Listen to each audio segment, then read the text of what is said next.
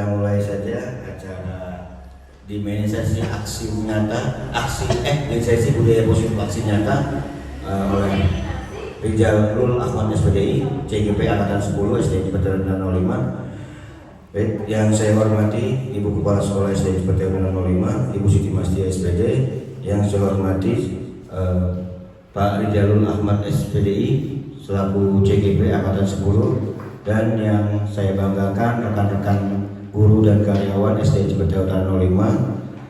Pembukaan sebelumnya saya bacakan susunan acara sebagai berikut. Yang pertama adalah pembukaan, yang kedua Indonesia Raya, yang ketiga sambutan oleh Ibu Kepala Sekolah SD Cipete 05, yang keempat adalah paparan disiplin positif oleh Bapak Rizalul Ahmad SPD, yang kelima penutup.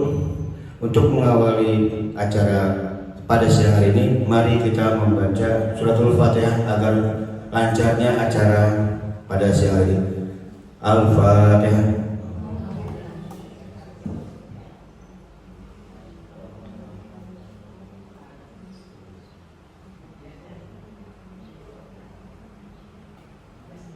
Baik, berlanjut ke acara yang kedua adalah menyanyikan Indonesia Raya. Kami mohon pada Bapak dan Ibu untuk berdiri dalam rangka menyanyikan lagu Indonesia Raya.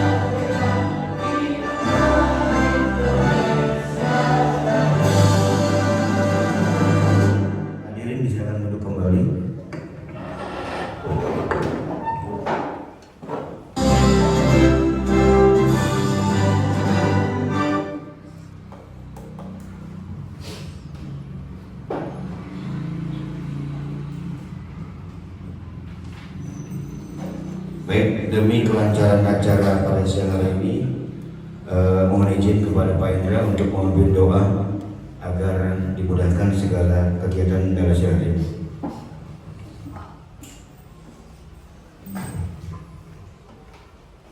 Bismillahirrahmanirrahim. Assalamualaikum warahmatullahi wabarakatuh. Para peserta, hadirin sekalian, mari sama-sama untuk kelancaran kegiatan pada hari ini. Kita mulai dengan doa. Mudah-mudahan dengan doa yang kita panjatkan, setiap hajat selalu diberikan kemudahan dalam menggapainya. Amin ya Allah ya rabbal alamin. Astaghfirullahaladzim, astaghfirullahaladzim, astaghfirullahaladzim. Alhamdulillah ya Allah ya maulana ya ma'bud. Allahumma salli ala sayyidina Muhammadin fil awwalin wal akhirin wa barik wa sallim. Wa radhiyallahu ta'ala an sahabati Rasulillahi ajma'in. Allahumma salli ala sayyidina Muhammadin salatan tunjina biha min jami'il ahwali wal afat wa taqdirana biha jami'al hajat wa tatahhiruna biha min jami'is sayyi'at wa tarfa'una biha indaka 'ala darajat wa tuballighuna bi aqsal ghayat min jami'il khairati fil hayati wa ba'dal mamat. Inna إنك على كل شيء قدير اللهم اغفر لنا ذنوبنا ولوالدينا وارحمهما كما ربينا صغيرا اللهم اغفر للمسلمين والمسلمات والمؤمنين والمؤمنات الأحياء منهم والأموات اللهم افتح لنا فإنك خير الفاتحين اللهم ارزقنا فإنك خير الرازقين واهدنا ونجنا من القوم الظالمين ربنا هب لنا من أزواجنا وذرياتنا قرة أعين واجعلنا للمتقين إماما ربنا ظلمنا أنفسنا وإن لم تغفر لنا وترحمنا لنكونن من الخاسرين ربنا لا تزغ قلوبنا بعد إذ هديتنا وهب لنا من لدنك رحمة إنك أنت الوهاب ربنا آتنا في الدنيا حسنة وفي الآخرة حسنة وقنا عذاب النار ربنا تقبل منا إنك أنت السميع العليم وتب علينا إنك أنت التواب الرحيم وصلى الله على سيدنا محمد وعلى آله وصحبه وسلم بفضلك سبحان ربك رب العزة عما يصفون وسلام على المرسلين والحمد لله رب العالمين. Assalamualaikum warahmatullahi wabarakatuh. Terima kasih Pak. Baik, melanjut ke acara selanjutnya yaitu sambutan dari Ibu Kepala Sekolah SD Pedagang 05 Ibu Siti Masdia.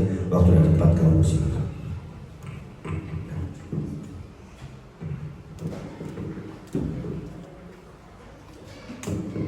Bismillahirrahmanirrahim. Assalamualaikum warahmatullahi wabarakatuh.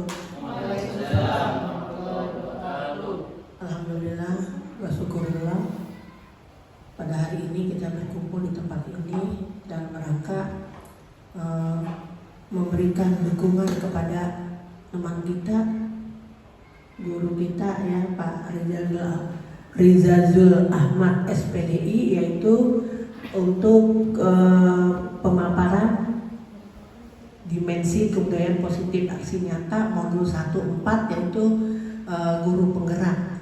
Kita doakan semoga Pak Rizal selalu sukses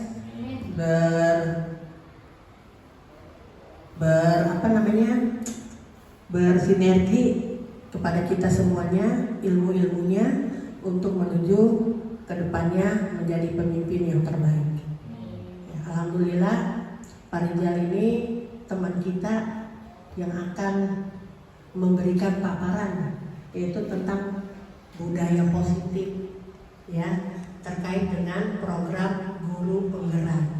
Kita dukung sama-sama untuk kesuksesannya dan segala sesuatunya, segala ilmunya, segala pengetahuannya kita dapat memanfaatkannya dan bermanfaat untuk kita. Saya sebagai Ibu Kepala Sekolah mendukung 100% kegiatan guru penggerak ya, khususnya untuk Pak Rizal. Semoga kedepannya lebih semangat, lebih sukses dan berhasil apa yang dicita-citakan. Guru penggerak itu tujuannya nanti kedepannya menjadi seorang pemimpin, menjadi kepala sekolah yang bisa memberikan arahan serta bimbingannya untuk guru-gurunya. Ya, insya Allah sekarang dalam pembelajaran semoga secara maksimal bisa mengikuti petunjuk-petunjuk arahan sebagaimana mestinya. Semoga sukses menjadi guru penggerak. Itu saja dari saya dan teman-teman juga. Insya Allah mendukung semua kegiatan Pak Rizal yang terkait dengan CGP ya, calon guru penggerak. Insya Allah mudah-mudahan diberikan kemudahan dan kelancaran. Itu saja dari saya. Terima kasih. Wassalamualaikum warahmatullahi wabarakatuh. Baik, langsung saja ya, saya akan memaparkan terkait dengan materi kita pada siang hari ini. Izin Bu. Baik, assalamualaikum warahmatullahi wabarakatuh. Ya, walaupun siang kayaknya kurang semangat, tapi saya minta tetap semangat. Ayo coba kita tepuk semangat dulu. Ya, tepuk semangat, semangat, semangat. Oke, baik Bapak Ibu semuanya yang saya hormati, Ibu Kepala Sekolah, Ibu Siti Masdia SPD, selaku Kepala Sekolah SD Pedagang 05, Bapak Ibu dan guru dan juga tenaga pendidik yang saya hormati pada siang hari ini. Pada siang hari ini, sebelum Sebelumnya saya mengucapkan terima kasih kepada Bapak Ibu semuanya, khususnya kepala sekolah yang telah meluangkan waktunya untuk kiranya kita berkumpul bersama dalam aksi saya, yaitu diseminasi budaya positif. Mungkin ada yang bertanya, apa sih diseminasi itu? Ya, diseminasi itu adalah penyebaran informasi. Ya, jadi apa yang saya dapat ya di dalam pendidikan guru penggerak ini harus disebarkan pemahamannya, pengetahuannya kepada Bapak Ibu. Ya, aksi nyata itu ya aksi yang benar-benar nyata. Ya, jadi bukan karangan, juga bukan hoax. Ya, jadi tentang temanya adalah budaya positif. Ya, oke. Lanjut, apa sih budaya positif itu? Ya. Nah, ini disiplin positif. Ya, disiplin berasal dari kata disiplina yang artinya belajar. Ya, kalau kita mengacu pada disiplin diri yang memiliki tanggung jawab terhadap apa yang dilakukannya berdasarkan nilai-nilai yang diyakininya. Jadi kenapa kita mentaati satu buah peraturan atau satu buah undang-undang? Ya karena kita meyakini apa yang dikandung di dalam undang-undang tersebut, peraturan tersebut ya bermanfaat untuk kita. Ya. Kemudian disiplin positif juga merupakan salah satu cara penerapan disiplin yang bertujuan untuk menumbuhkan kesadaran serta memberdayakan peserta didik tanpa imbalan penghargaan, ancaman atau hukuman. Ya, jadi ini nanti ke depan bagaimana caranya kita ketika ada murid yang punya satu pelanggaran atau masalah, ya sebisa mungkin kita melakukannya dengan baik. Ya, tentu sebagai pendidik, ya tujuan kita adalah menciptakan peserta didik yang memiliki disiplin. Ya, mereka berlaku mengacu pada nilai-nilai kebajikan yang universal. Nah, ini nilai-nilai kebajikannya, ya. Di sini ada tentang profil pelajar Pancasila, ya. Profil pelajar Pancasila ini menanamkan kepada anak-anak itu untuk beriman dan bertakwa kepada Tuhan Maha Esa, jiwa berakhlak mulia, kebinekaan, global, gotong royong, mandiri, kreatif dan bernalar kritis, ya. Ini diharapkan dalam nilai kebajikan itu. Kemudian juga ada menurut IBO, ya. Ini terkait dengan toleransi, ya. Jadi diharapkan dengan nilai kebajikan ini anak-anak punya sifat-sifat seperti ini. Ada toleransi, rasa hormat, integritas, mandiri, menghargai, empati, antusias, dan juga ada keterampilan hidup, ya, percaya, mendengar yang aktif, tidak merendahkan orang lain dan sebagainya. Baik Bapak Ibu, kita ternyata punya kebutuhan dasar, ya. Kebutuhan dasar harus dipenuhi setiap orang, ya. Dan tentu kebutuhan dasar ini adalah segala sesuatu yang kita lakukan untuk mendapatkan apa yang kita inginkan. Jadi seluruh tindakan yang kita lakukan ini pasti ada tujuannya, ya. Dan semua usaha terbaik yang kita lakukan adalah dalam rangka agar kebutuhan dasar kita ini terpenuhi dengan baik. Apa saja sih kebutuhan dasar itu? Ya. Nah ini kurang lebih seperti ini. Yang pertama adalah bertahan hidup. Ini mencakup kebutuhan primer, ya, kalau nggak salah namanya. Jadi makanan, pakaian, tempat tinggal, keamanan, kesehatan ini termasuk adalah kebutuhan kita bertahan hidup. Ya. Kemudian juga kita perlu yang namanya kasih sayang dan rasa diterima oleh siapapun. Ya, ini kebutuhan dasar. Makanya ketika kita mungkin kurang kasih sayang, ya, ya, ini pasti, ya, ada salah satu sisi diri kita ini yang memang kurang karena kebutuhannya kurang terpenuhi seperti itu. Jadi kita harus memenuhi rasa sayang ini, ya, khususnya pada pasangan kita, gitu ya. Jadi apa sih dimensinya? Rasa diterima, ingin diperdulikan, diperhatikan, berbagi, kerjasama, menjadi bagian dalam kelompok, ya, seperti itu. Jadi istilahnya ingin diakui, ya, seperti itu. Kemudian juga kebutuhan dasar ketiga adalah penguasaan, ya. Apa itu? Harga diri, keinginan untuk dianggap pemimpin, prestasi, diakui juga ingin didengar, ya. Jadi ada penguasaan, ya. Kemudian ada kebebasan, ya. Kita ternyata punya rasa ingin bebas, mandiri, memiliki pilihan, mencoba hal yang baru, mampu mengendalikan arah dirinya. dan juga kesenangan, ya, ingin happy, bermain, humor, tertawa dan sebagainya. Inilah 5 kebutuhan dasar manusia, terutama adalah bagi anak-anak kita yang harus terpenuhi, ya. Makanya ketika kita di kelas sebagai guru, ya, tentu harus memperhatikan kebutuhan dasar pada anak murid kita ini. Kenapa sih anak murid kita misalkan selalu saja usil atau nakal? Nah, mungkin salah satu kebutuhan dasarnya tidak terpenuhi, ya, seperti itu, ya. Bisa jadi yang di rumahnya mungkin rasa kasih sayangnya itu kurang terpenuhi di rumah, ya, dia mencari perhatian oleh gurunya, ya, seperti itu, ya. Ini banyak apa ya, kelas 3 bawahnya, ya. Rasa kasih sayang banyak ya, kelas 5 juga banyak ya, seperti itu, ya. Jadi anak-anak kita yang luar biasa aktifnya, ya.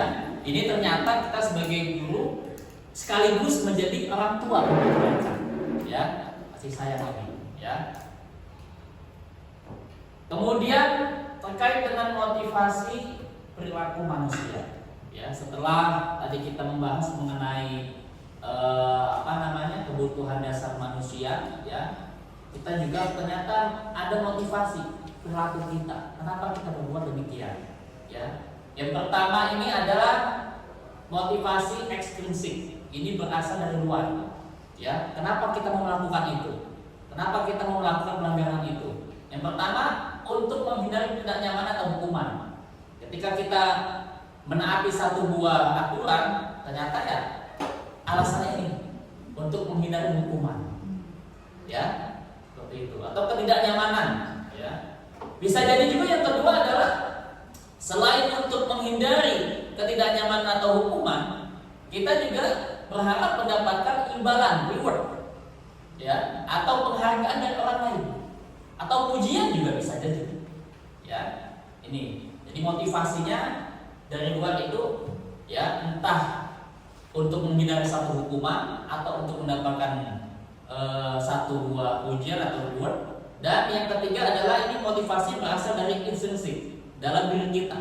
Apa itu? Untuk menjadi orang yang mereka inginkan, ya, dan juga menghargai diri sendiri dengan nilai-nilai yang mereka percaya, seperti itu. Ya, jadi ini motivasi perilaku manusia. Kemudian selanjutnya, ya, ini terkait dengan hukuman. Jadi ada hukuman, ada konsekuensi, ada restitusi bahasanya, ya. Kita bahas hukuman dulu, ya. Apa sih ketika kita memberikan satu hukuman kepada anak-anak, ya? Ini ternyata kita memenuhi 4 kriteria ini, ya. Yang pertama, hukuman itu diberi kepada anak tidak terencana atau tiba-tiba, ya. Misalkan kamu telat masuk ke sekolah, push up tiba-tiba tanpa direncanakan, ya. Atau misalkan kamu tidak punya PR, tulis misalkan saya tidak mengulangi lagi 100. Nah, itu juga tiba-tiba, ya. Itu. Kemudian murid tidak tahu atau tidak dilibatkan lagi, ya. Jadi kita hanya bersifat satu arah, ya, tanpa melibatkan apa sih kira-kira nih kamu maunya apa hukumannya. Jadi kita tidak bertanya demikian lagi, langsung tiba-tiba, ya. Kemudian juga bisa jadi hukuman itu bersifat fisik, ya. Ini, ya, jadi ini hukuman. Kemudian ada juga konsekuensi. Mengenal istilah konsekuensi. Nah, kalau konsekuensi ini berbeda dengan hukuman, ya. Dia terencana atau ada kesepakatan dalam peraturan kelasnya, ya. Jadi sudah disepakati antara guru dengan si murid. Kemudian murid tetap juga dibuat tidak nyaman, ya. Entah itu dia mendapatkan satu buah sanksi yang memang membuat dia tidak nyaman, ya. Dan juga sikap guru selalu memonitor si murid ini. Ini konsekuensi. Jadi misalkan kita membuat satu peraturan di kelas apa, konsekuensinya apa, seperti itu. Nah, ini restitusi. Dan inilah yang sedang digaungkan oleh pemerintah, ya, di dalam kurikulum merdeka, ya, dengan istilah restitusi. Jadi hukuman ataupun konsekuensi ya sekarang sedang digiring arahnya kepada restitusi. Ya, apa itu restitusi? Proses menciptakan kondisi bagi murid untuk memperbaiki kesalahan. Kemudian juga proses kolaboratif yang mengajarkan murid untuk mencari solusi sendiri. Jadi mereka yang membuat satu kesalahan, mereka juga yang memberikan solusinya atas kesalahannya itu apa. Ya, ini yang sering digaungkan oleh pemerintah, ya, restitusi bahasanya. Jadi dalam hal ini restitusi, ya, dasarnya adalah karena cinta dan kasih sayang. Ya, jadi apa yang ada di otaknya ini, apa yang ada di pikiran kepalanya ini adalah tindakannya didasari oleh cinta dan kasih sayang. Ya, seperti itu. Nah, tinggal kita berada di posisi mana nih? Ya, sebagai guru. Ya, apakah sebagai penghukum, sebagai teman, sebagai membuat merasa bersalah, sebagai pemantau, atau sebagai manajer? Ya, nanti saya jelaskan apa sih penghukum itu, apa sih teman, bagaimana membuat merasa bersalah. Ya, ini tinggal posisi kita ada di mana.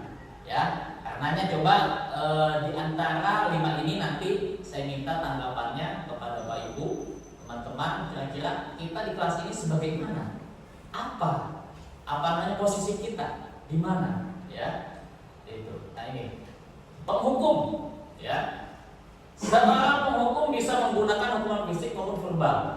Orang-orang yang menjalankan posisi penghukum senantiasa mengatakan bahwa seorang menggunakan sistem atau alat yang dapat lebih menekan murid-murid itu lebih dalam lagi. Guru yang menerapkan posisi penghukum akan berkata, patuhi aturan saya. Kamu selalu saja salah, atau selalu pasti kamu yang paling terakhir selesai. Nah ini guru seperti ini senantiasa percaya hanya ada satu cara agar pembelajaran bisa berhasil, yaitu dengan cara dia menghukum. Kemudian membuat merasa bersalah. Ya, pada posisi ini biasanya guru akan bersuara lebih lembut. Jadi yang tadinya menghukum itu dengan kata-kata yang nada intonasi keras, ini lembut. Ya, pembuat rasa bersalah akan menggunakan keheningan yang membuat orang lain merasa tidak nyaman. Bersalah akan rendah diri. Kata-kata yang keluar dengan lembut akan seperti, contohnya, ibu sangat kecewa sekali dengan kamu. Atau berapa kali bapak harus memberitahu kamu? Gimana coba kalau orang tua kamu tahu kamu buat seperti ini? Ya, ini mungkin kita semuanya pernah lah membuat rasa bersalah kepada anak-anak murid ini. Ya, di posisi ini murid akan memiliki penilaian diri yang buruk tentang dirinya.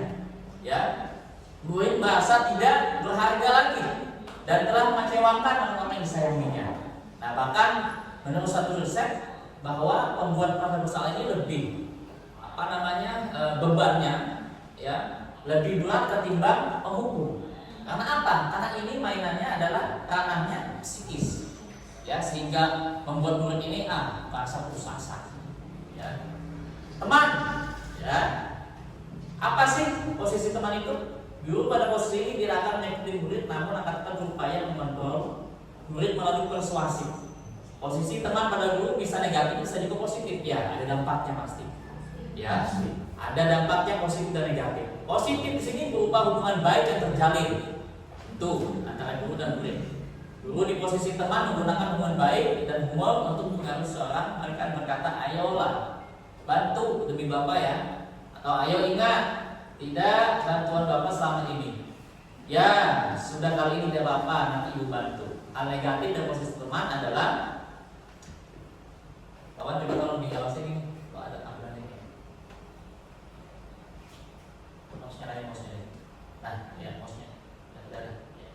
Ya, jadi hal negatif dari posisi teman adalah bila suatu saat guru tersebut tidak membantu, maka murid akan kecewa. Ya, jadi bahasa udah kayak temannya. Ditambah juga mungkin sikapnya juga tidak akan menghargai kita sebagai guru. Ya, pemantau. Apa sih pemantau? Ya, posisi pemantau ini berarti mengawasi. Pada saat kita mengawasi, kita bertanggung jawab atas perilaku orang kita awasi. Posisi pemantau berdasarkan dari peraturan-peraturan dan konsekuensi. Jadi kita telah membuat satu aturan di kelas dan kita tinggal mantau saja. Ya. Kemudian dengan menggunakan sanksi, ya, kita dapat memisahkan hubungan pribadi kita dengan murid sebagai seorang menjalankan posisi pemantau.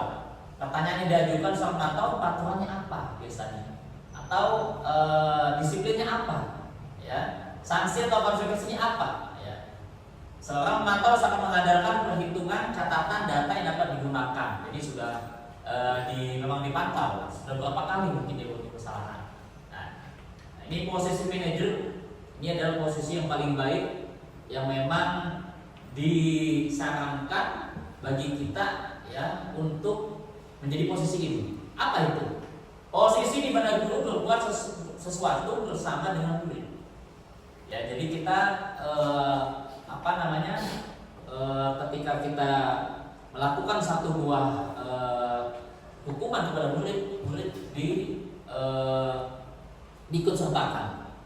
Mempersilahkan murid mempertanggungjawabkan perilakunya, mendukung murid juga agar dapat menemukan solusi atas kesalahannya. Jadi apa sih maunya sanksinya? Ya kamu aja pikir sendiri apa. Ya, seperti itu. Seorang manajer telah memiliki keterampilan di posisi teman maupun mantau. Dan dengan demikian bisa jadi di waktu-waktu tertentu kembali pada kedua posisi tersebut tidak diperlukan. Namun, bila kita menginginkan murid-murid kita menjadi manusia merdeka, mandiri dan bertanggung jawab, maka kita perlu mengacu pada restitusi. Jadi posisi manajer ini didukung oleh yang namanya restitusi atau dikenal dengan segitiga restitusi, nanti ada, ya, di mana dapat menjadikan murid kita seorang manajer bagi dirinya. Jadi kita dituntut untuk menjadikan murid ini sebagai pemimpin, menjadi manajer atas dirinya sendiri, diajak untuk menganalisis kebutuhan dirinya dan kebutuhan orang lain. Ya, jadi dari 5 kontrol, ya, posisi guru ini kira-kira yang mana kebanyakan pengalaman kita di kelas? Coba dari Pak Oman, coba mungkin bisa dibagikan ceritanya kepada teman-teman. Ya. Bingung saya. Kalau saya sih kadang jadi penghukum, kadang diteman, dan ujung-ujungnya pembuat merasa bersalah di situ. Kalau memantau, oke, kadang-kadang juga, dan manajer pun sedikit-sedikit lah, gitu lah. Tapi lebih yang di penghukum ya Pak, ya. Banyak karena di anak-anak itu, ya mohon maaf saya sebutkan namanya ya, contohnya Arkan gitu kan. Itu yang masya Allah yang dia dicolek nggak mau, tapi sering nyolek temennya gitu. Itu yang kadang-kadang disitulah yang kadang-kadang kita sebagai guru di penghukum itu yang agak sedikit keras gitu. Mungkin dari saya Pak ya. Terima kasih. Terus untuk apa ya? Ya. Selanjutnya mungkin Bu Sari, ya. Saya minta tanggapannya, kira-kira posisi Bu Sari selama di kelas apa sih nih? Sebagai teman, penghukum atau yang lainnya? Diceritakan. Ya. Assalamualaikum warahmatullahi wabarakatuh. Waalaikumsalam. Iya. Untuk di kelas 1 biasanya saya lebih ke pemantau karena kita lihat anak tersebut kan dia masih proses awal ya, dia belum tahu mana yang baik, mana yang sudah baik dan belum baik. Jadi kita pantau dulu, apabila dia mau kesalahan yang luar biasa, baru kita dikasih hukuman. Sebagai teman terkadang mendengarkan cerita anak-anak, tapi saya lebih banyak ke pemantau, belum ke manajer, masih belum. Oke, cukup, terima kasih. Tepuk tangan untuk Bu Sari. Satu lagi, saya tidak tunjuk dah, yang ingin memberikan pengalamannya Pak Indra kayaknya, Pak Indra ya. Iya. Ini sebenarnya sangat menarik ya, karena memang dari 5 posisi ini ya memang semuanya mungkin kita pernah rasakan. Tapi kalau saya pribadi, karena saya di kelas itu pegang kelas atas, ya saya lebih condong ke menempatkan murid itu sebagai teman. Tapi memang di posisi sebagai teman itu memang banyak sisi negatifnya juga gitu. Kalau kita terlalu menganggap mereka sebagai teman, ditakutkan gitu ya, nanti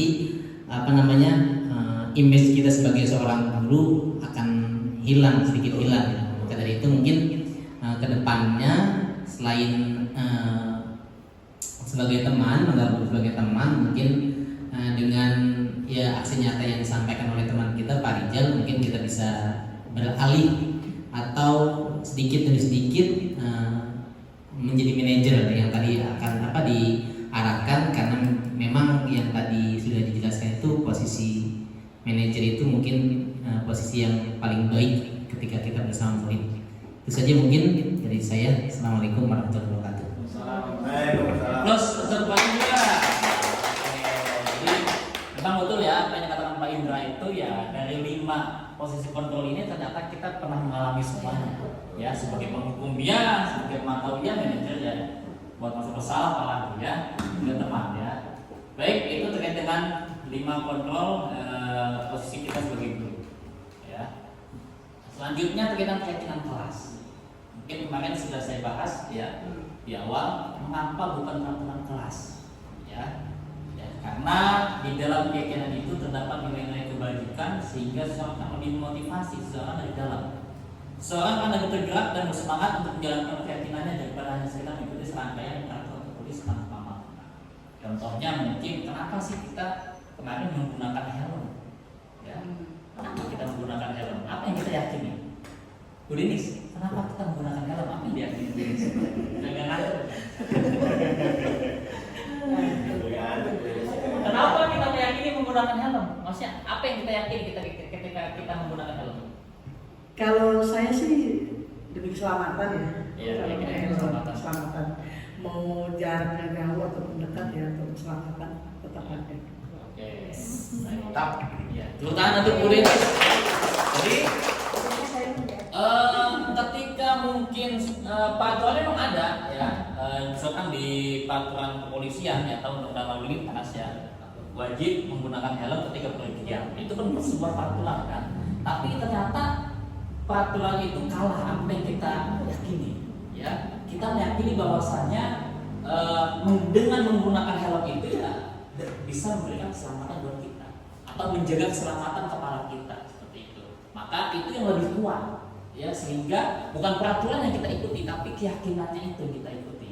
Itu dinamakan dengan keyakinan kelas. Maka saya belajar di guru penggerak ini ya, peraturan kelas diubah dengan keyakinan kelas ya. Jadi ketika seseorang sudah meyakini ya, insya Allah mereka akan berbuat dalam dirinya, muncul langsung dalam dirinya. Jadi motivasi diri itu lebih kuat ketimbang dengan motivasi yang luar.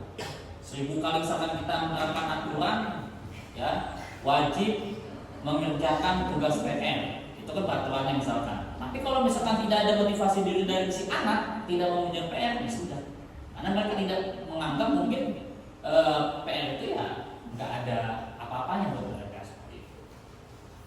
Nah ini, jadi pembentukan keyakinan kelas atau sekolah ya, pertama bersifat abstrak ya, kemudian berupa pernyataan universal ya, kemudian sedikit saja agar mudah diingat ya. Misalkan di kelas kita membuat satu keyakinan kelas, membuang sampah pada tempatnya atau dilarang membuang sampah sembarangan, bisa ya. Dibuat pernyataan positif, berarti jangan ya, harus misalkan membuang sampah pada tempatnya ya.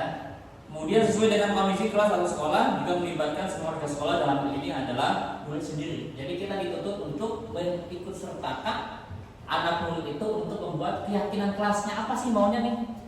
Misalkan di kelas 3, ayo coba supaya kelas kita ini kondusif, nyaman belajarnya, apa yang membuat itu bisa tercapai? Coba ayo sebutin. Jadi anak-anak disuruh di sini ya. Misalkan tidak berisik atau tidak bicara ketika menjelaskan. Nah, tadi disinggung terkait dengan manajer ya, salah satu penyelesaiannya adalah restitusi. Nah, ini dikatakan dengan segitiga restitusi. Apa sih restitusi itu? Adalah sebuah proses menciptakan kondisi bagi murid untuk memperbaiki kesalahan mereka, sehingga mereka bisa kembali pada kelompok mereka dengan karakter yang lebih kuat. Ini menurut dosen. Kemudian juga restitusi juga adalah proses kolaboratif. Jadi mengikut sertakan ya murid itu dengan mengajarkan mereka untuk mencari solusi untuk masalah dan membantu murid berpikir tentang orang seperti apa yang mereka inginkan ya. Nah ini segitiganya sudah ada ya. Pertama kita yang hijau nih apa nih? Menstabilkan identitas. Kemudian yang kedua validasi tindakan yang salah. Kemudian yang ketiga adalah menanyakan keyakinan. Nah mungkin Bapak Ibu baru mendengar nih terkait dengan segitiga sususi ya, dengan harapan ya mudah-mudahan kita bisa menjadikan posisi kita sebagai manajer dengan menggunakan atau menerapkan yang namanya segitiga restitusi ya. Nah di tahap menstabilkan identitas ya, tadi paling bawah itu menstabilkan identitas. Jadi ketika ada murid kita itu melakukan satu kesalahan ya, ini yang atau sedang marahnya sangat, emosinya sedang menggebu-gebu ya, sama siakan ya, kalau lagi emosi kan berdebat ya.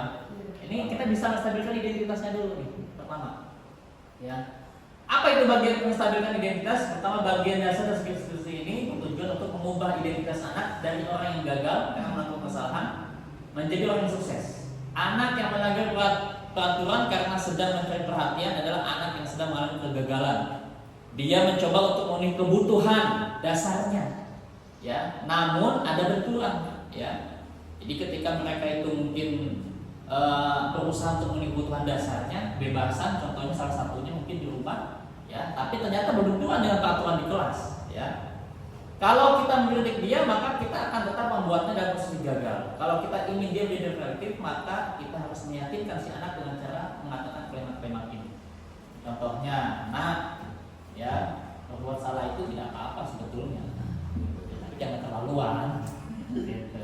Atau mungkin dengan bahasa ya, tidak ada manusia yang sempurna ya. Atau juga bisa, saya juga, Bapak juga pernah melakukan kesalahan ya. Atau kita bisa menyaksikan ini loh sebetulnya masalah kamu merasa begitu kalau misalnya kamu memang merasa diancam.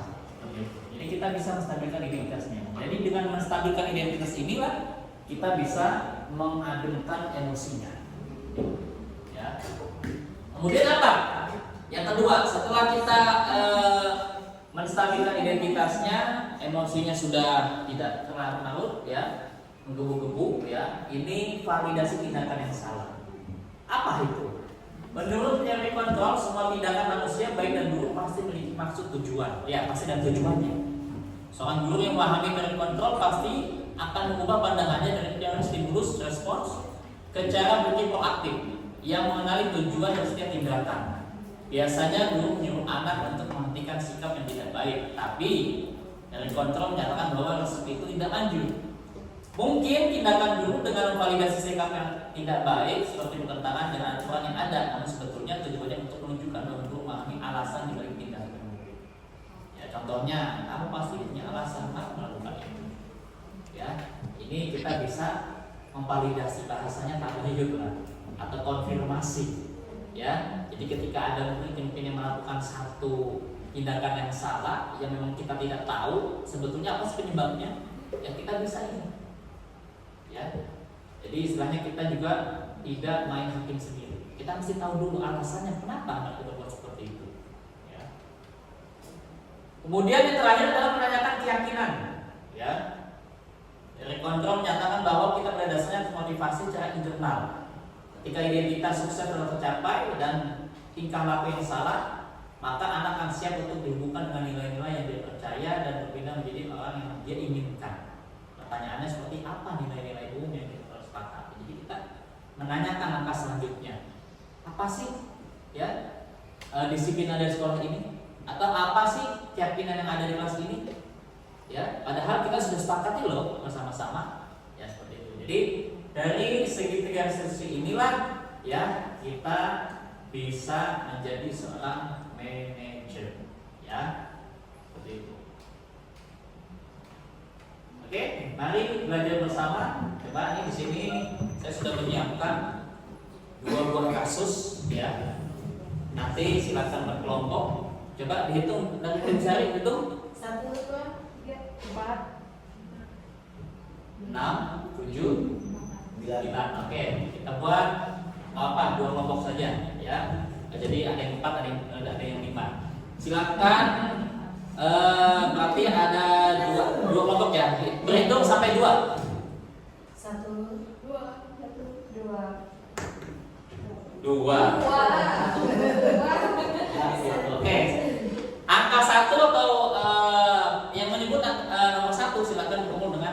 nomor 1. Yang ini bot nomor 2, silakan berkumpul dengan nomor 2. Ya, silakan. Ya, silakan. Ayo. Biar enggak magang, biar gerak. Ayo kelompok 2 sini, boleh. Kelompok 2 sini. Ya, kelompok 1 di sini. Ya. Satu mana sih? Dua sini. Dua sini. Satu sini. Satu. Dua sini, dua.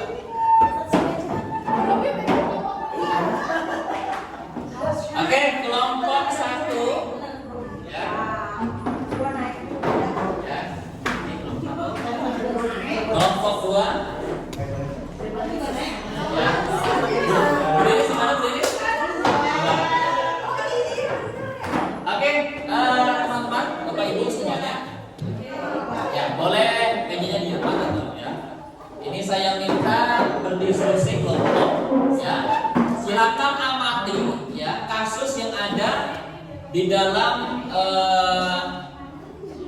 kasus tersebut ya. Kemudian analisis dengan menggunakan segitiga restitusi dan teori kontrolnya. Ya, tahapan-tahapannya apa saja. Kemudian kontrolnya disebutkan apakah sebagai pembentuk, manajer, atau sebagai pembuat masa bersalah. Ya, silakan. Ini saya kembali ke awal. Baik dengan ini 5 posisi kontrol ya. Sebagai apa dalam cerita tersebut? Kemudian, nah ini segitiga restitusinya. Mana yang bagian menstabilkan identitas, mana yang bagian validasi tindakan yang salah, mana yang menanyakan keyakinan. Ya, bagian mana saja perbagiannya. Silakan. Saya kasih waktu 10 menit. Ya, diskusi. Tindakan yang salah. Validasi. Itu adalah manusia. Ya, silakan diskusikan. Bagian mana saja nih kait dengan soal identitas, validasi tindakan yang salah di mana, menanyakan keyakinan yang mana. Pada percakapan yang mana? Ya, percakapannya yang mana sih sebagai identitas? Kemudian yang validasi tindakan yang salah yang mana sih percakapannya? Ya, silakan ditentukan. Kemudian 5 posisi kontrolnya itu ya apa? Ya, sebagai pemukul, teman atau manajer. Ya.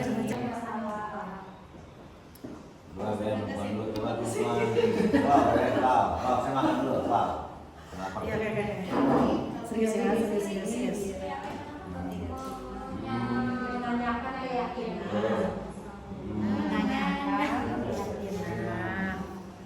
Berarti tinggal stabilitas ya. Menstabilitaskan identitas. Nih, menurut teman-teman, iya betul, menghargai waktu baru menstabilitaskan identitas. Menstabilitas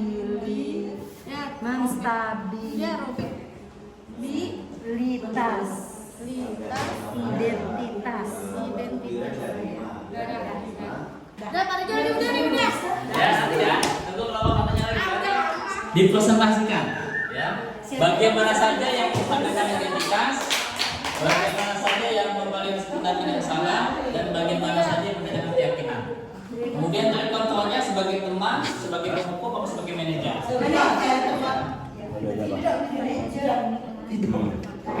Menstabilkan identitasnya. Mana? Dia setelah melakukan salah. Iya mana? Ini mana dari apa namanya? Konteks percakapan mana? Menstabilkan identitas.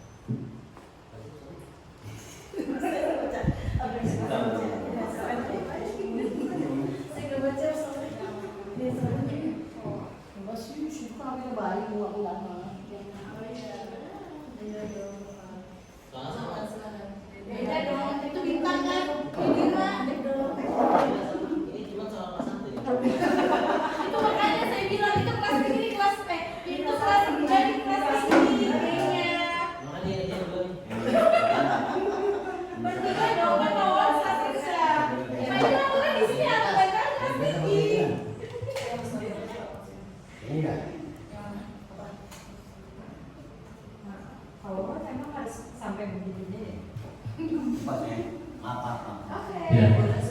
jadi ditentukan percakapan mana saja yang berbeda menstabilkan identitas, mana yang validasi tindakan salah, mana yang membuat pertanyaan jadinya. Oh itu yang mana? Ditanya nggak? Nih,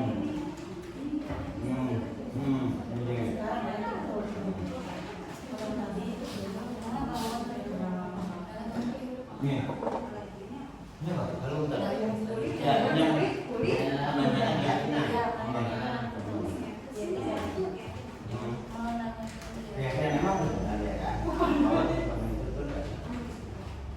saya pulang ya.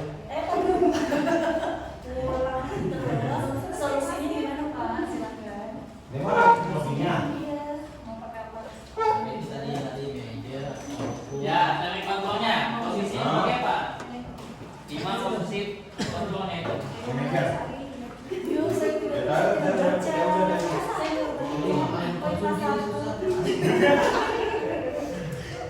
Kalau saya sih, kalau saya ini aja.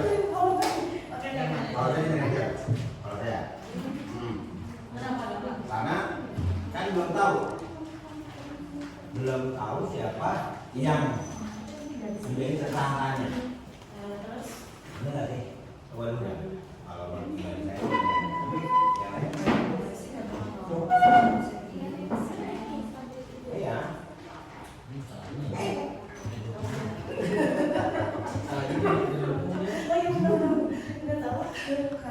Sisa 2 menit lagi.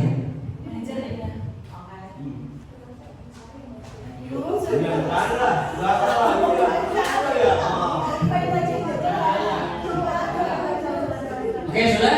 Ya. Oke, kalau sudah kembali ke konfirmasi kelompoknya. Saya minta untuk masing-masing kelompok untuk mempresentasikan hasil diskusinya. Ya. Silakan untuk maju ke depan ya sesuai dengan apa yang telah didiskusikan. Baik dari kelompok 1 dulu. Kelompok 1 Selesai ya? Kelompok dulu wanita yang selesai dua. Sini maju silakan teman. Ayo dulu. Ayo. Denis, ayo Denis. Bapaknya. Iya bapaknya maju. Siap-siap.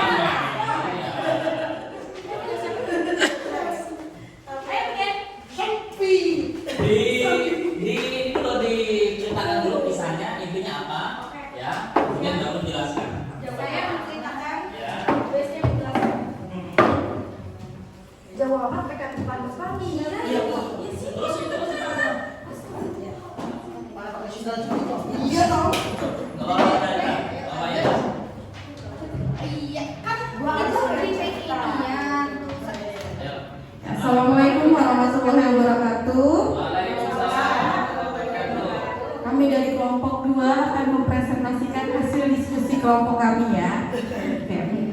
Saya akan menceritakan mewakili kelompok 2 tentang cerita atau kasus yang kami telaah. Ya. Di sini adalah ada nama seorang siswa bernama Dira. Dia sering datang terlambat ke sekolah sehingga banyak materi yang tertinggal. Kenapa dia sering terlambat? Karena dia tidur malam dan suka main game online seperti anak-anak didik kita saat ini ya. Nah dalam cerita tersebut dia mengakui kesalahannya dan dia tahu itu apa kesalahannya dan dia juga sudah menemukan solusinya. Jadi menurut kami di sini guru adalah sebagai manajernya. Untuk selanjutnya tentang segitiga restitusi akan dijelaskan oleh Bu Siti Sugesti. Baik, untuk kasus kedua ini untuk restitusinya di sini kan ada segitiga restitusi. Segitiga restitusinya itu tentang validasi tindakan yang salah, menanyakan keyakinan dan menstabilkan identitasnya. Nah, menurut kelompok kami untuk memfasilitasi tindakan yang salah itu si Diranya itu sudah mengakui kalau dia itu salah dan berbuat kesalahan. Bahkan kalau membuat kesalahan itu adalah manusiawi. Jadi setiap manusia, setiap orang pasti pernah membuat kesalahan. Nah itu adalah tindakan validasi yang kita lakukan sebagai guru, gitu ya. Lalu menyatakan keyakinannya, yaitu di sini adalah menurut kamu disiplin itu penting atau tidak? Nah, itu menanyakan keyakinannya, yakin atau enggak sih disiplin itu penting atau tidak gitu. Setelah itu ada menstabilkan identitas. Menstabilkan identitas di sini adalah bagaimana caranya si Dira meyakini bahwa kalau misalnya waktu itu sangat penting gitu ya, waktu itu sangat bermanfaat gitu. Jadi dia sangat harus tahu gitu caranya menghargai waktu, bermanfaat untuk dirinya, melatih dirinya untuk disiplin pekerjaannya agar pekerjaannya tidak numpuk dan menjadi pribadi yang sangat bertanggung jawab. Intinya itu. Lalu solusinya yaitu menegur guru tersebut, menegur agar tidak begadang lagi, agar tidak terlambat sekolah. Jadi sebenarnya anak murid kita banyak kayak gini ya, banyak banget kayak gini karena memang sebenarnya gadget itu kita nggak bisa alihkan, tapi kita bisa kendalikan gitu. Lalu posisinya kita sebagai manajer yaitu guru. Si Dira sudah menemukan solusinya dan Bapak akan bekerja sama-sama orang tuanya. Jadi kita sebagai guru juga bekerja sama nih sama orang tuanya, berkolaborasi mengingatkan siswa tersebut agar tidak terlambat datang ke sekolah. Gitu aja penjelasan dari kelompok 2 dari kasus kedua ini. Ada yang mau bertanya dari kasus ini? Kira-kira menurut Bapak Ibu kelompok 1 sudah jelas? Oke, terima kasih semuanya. Terima kasih kelompok 2 silakan kembali, boleh saya ambil terusnya. Ini nanti telah oleh kelompok 2, kelompok 1, nanti kelompok 1 telah kelompok 2. Apakah sudah betul belum? Ya. Silakan untuk kelompok 1, silakan presentasi maju ke depan. Aplaus untuk kelompok 1.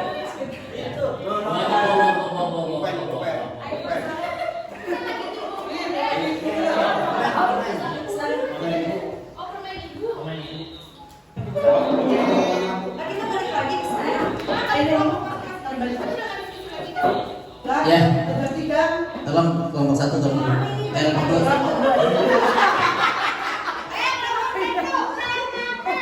Ya, bismillahirrahmanirrahim. Assalamualaikum warahmatullahi wabarakatuh. Kami dari kelompok 1. Ya, berdasarkan kasus yang kami terima, ini kan kasus tentang saudara Dira ya. Dira ini murid yang mengeluh karena tugas-tugas matematikanya itu selalu dicontek, dilihat sama teman-temannya. Nah tadi saya lihat dari kasus-kasus ini ternyata Dira itu anak murid kelas 1. Nah karena saya ngajar kelas atas, saya serahkan kepada guru yang ngajar kelas 1. Enak banget melihat muka doang. Terima kasih Pak Indra. Ya, terima kasih Pak Indra sudah memberikan kesempatan kepada saya. Oke, kebetulan saya ngajar kelas 1. Di masa ini, validasinya itu adalah dia tidak terima tugas-tugas matematikanya selalu dicontek dan teman-temannya marah dan kesal sehingga ia tidak bisa menahan emosi terhadap temannya.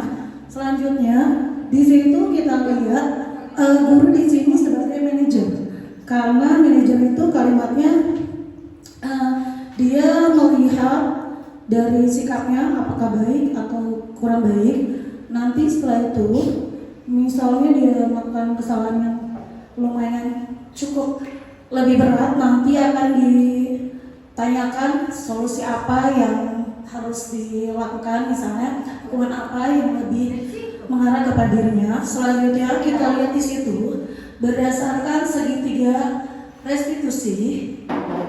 Oke, di situ tidak ada segitiga restitusinya. Kita lihat yang pertama adalah menstabilkan. Di mana menstabilkan? Maaf, presentasinya tolong dibuka. Curang ditutup. Sentimen banget kalau kelompok 1.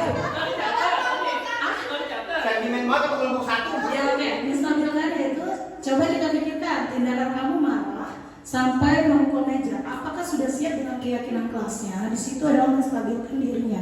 Oke, yang kedua adalah validasi tindakan yang salahnya tadi sudah kita sebutkan. Yang ketiga adalah menampakkan keyakinannya. Di situ, menurut kamu keyakinan kelas apa yang sudah dilanggar? Kamu lihat, misalnya keyakinan berbuat yang kurang baik. Di situ saling menghargai dan menghormati sama teman. Selanjutnya, menstabilkan identitas.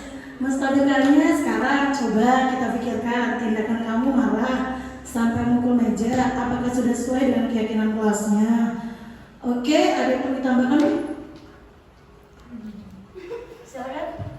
Ya. Nanya dong, nanya. Ada silakan. Ya, langsung buka pertanyaan. Ya, boleh, banyak pertanyaan. Ya, silakan. Untuk solusinya, kan anak kan tadi permasalahannya anak itu kan gebrak meja ya. Terus bagaimana solusinya? Di mana letak manajer posisi manajer guru sebagai manajernya?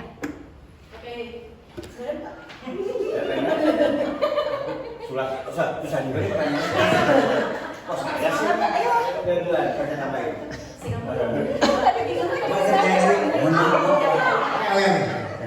Sikap kita sebagai seorang guru dan selaku manajer di dalam kelas ketika Kan kita kan harus bersikap sebagai manajer. Betul. Posisi guru harus bersikap sebagai manajer. Iya. Nah, di mana letak posisi guru itu sebagai manajer? ketika si anak ini dengan kesalahan, dengan marahnya dia dengan menabrak meja, bagaimanakah sikap kita untuk menstabilkan amarahnya anak tersebut? Begitu ya? Kesimpulannya seperti itu, Bu Ane? Bagaimana posisi guru? Iya, posisi gurunya. Sebagai manajer. Iya.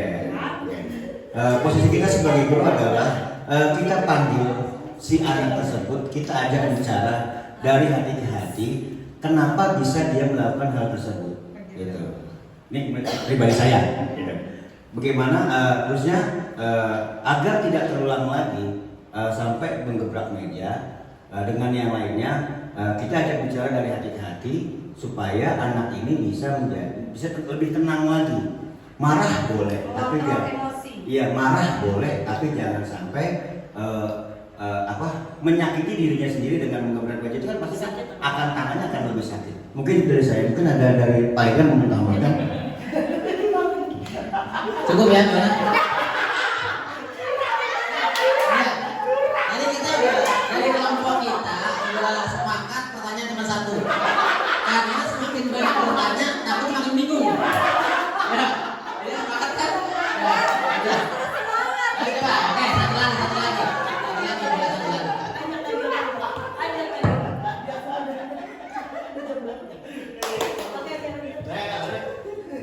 Kasus yang pertama tadi kan Dira itu sering dicontekin ya bukunya. Nah, saya ingin mencari solusinya gimana caranya itu Dira nggak dicontekin lagi, karena kan kita sebagai guru biasanya baru masuk kelas itu jam 7 ya. Terkadang anak-anak kalau udah datang jam 6 itu suka ngambil buku temennya gitu. Maksudnya biasanya nih ada beberapa anak yang jam 6 itu dia udah ngambil bukunya di saat gurunya belum datang ya, atau anak itu lagi pergi keluar jajan gitu. Gimana mencari solusinya biar buku si Dira itu tidak dicontekin lagi sama temennya. Terima kasih. Ya, terima kasih Bu Rita untuk pertanyaannya. Sangat bagus ya, karena memang contek-mencontek ini mungkin sudah hampir menjadi kebiasaan di anak-anak kita ya. Tadi pertanyaannya ada.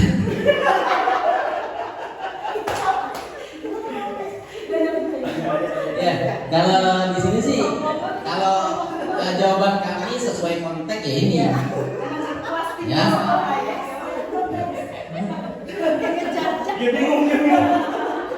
Iya. Jadi pada intinya kalau untuk menyelesaikan permasalahan itu memang patokannya ada di kita sebagai wali kelas. Nih, di sini. Tuh. Ya, paling solusinya membuat kesepakatan kelas. Kalau misalkan jadi Keyakinan kelas. keyakinan kelas ya. Keyakinan maupun kesepakatan kelas lah. Perpaduan antara kesepakatan dan keyakinan, maka akan terjadi sebuah keamanan. Nanti sudah pasti akan terjadi keamanan. Cukup ya.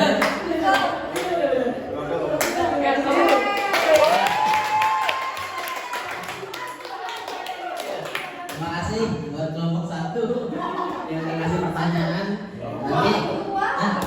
Oh iya, dari kelompok 2 yang sudah memberikan pertanyaan, nanti kalau ada jawaban yang kurang puas nanti kita akan puaskan. Ya, terima kasih. Assalamualaikum warahmatullahi wabarakatuh. Close untuk kelompok 1 dan kelompok 2. Baik, Bapak Ibu, ya nampaknya seru sekali diskusinya, serta presentasinya juga.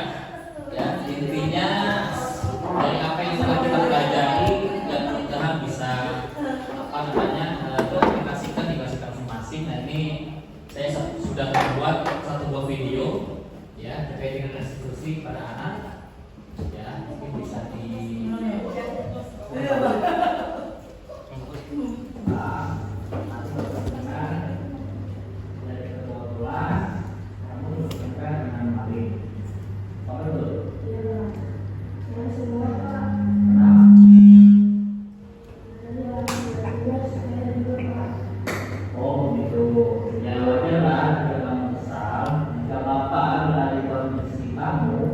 mungkin Bapak juga akan melakukan hal yang sama seperti kamu lakukan. Lalu apa yang kamu lakukan setiap kali sampai kamu tekan?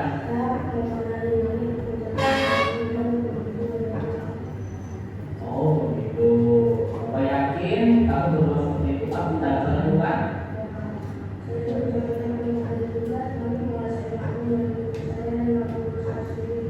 Nah wajarlah ya. Saja, Bapak sangat menghargai tindakanmu yang tidak berbuat lebih buruk daripada itu. Sekarang, coba kita pikirkan tindakan kamu malah sampai memukul meja, apakah sudah sesuai dengan keadaan kelas? Tidak, ya. Menurut kamu keadaan kelas apa yang kamu sudah lakukan? Ya, betul. Menurut kamu saling menghargai dan menghormati antara teman itu tertentu? Nah, kalau menurut kamu penting, jadi kegiatan apa yang harus kamu lakukan ketika kamu sedang marah? Kamu bersedia menerima masalah ini? Apa yang akan kamu lakukan untuk menerima masalah ini?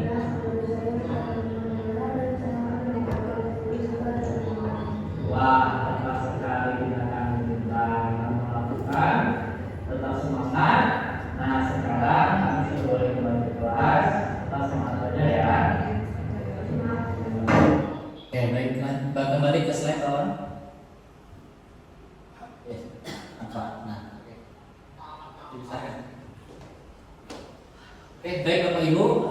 Tadi kita sudah berdiskusi sekaligus presentasi terkait dengan penerapan sertifikat restitusi. Ya. Nah, ini sudah kesimpulannya sekarang. Ya, bentuk ya. Dalam penerapan program disiplin positif, hendaknya guru memiliki standar kepribadian profesional dan sosial yang baik, di mana guru mampu merefleksikan dirinya dalam proses kontrol saat ini. Bagaimana perjalanan dirinya sebagai mom atau manajer yang menuntut murid-muridnya menjadi insan yang mandiri, merdeka, dan bertanggung jawab sesuai dengan standar nasional pendidikan. Dari itu, mudah-mudahan dari mulai posisi 5 faktor manusia, kebutuhan dasar manusia, sampai dengan penerapan segitiga restitusi, ini kiranya dapat memberikan manfaat kepada Bapak Ibu semuanya. Dan inilah disabilitas saya pada siang hari ini. Sekali lagi saya mohon terima kasih dan mohon maaf manakala banyak kekurangan dan juga mungkin kesalahan dalam berkata. Juga terima kasih kepada kepala sekolah yang telah memfasilitasi pertemuan kita pada siang hari ini. Dan saya sekian terima kasih. Assalamualaikum warahmatullahi wabarakatuh. Waalaikumsalam.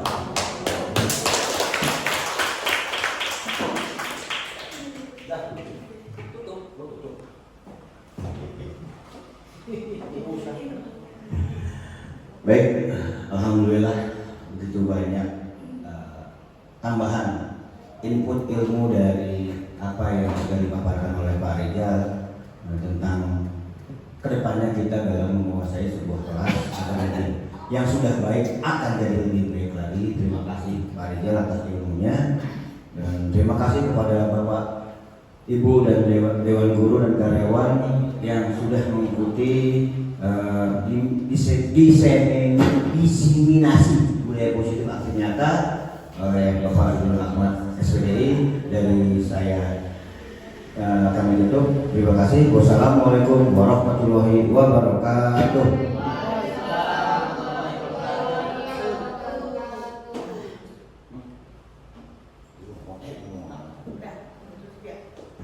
Ke depan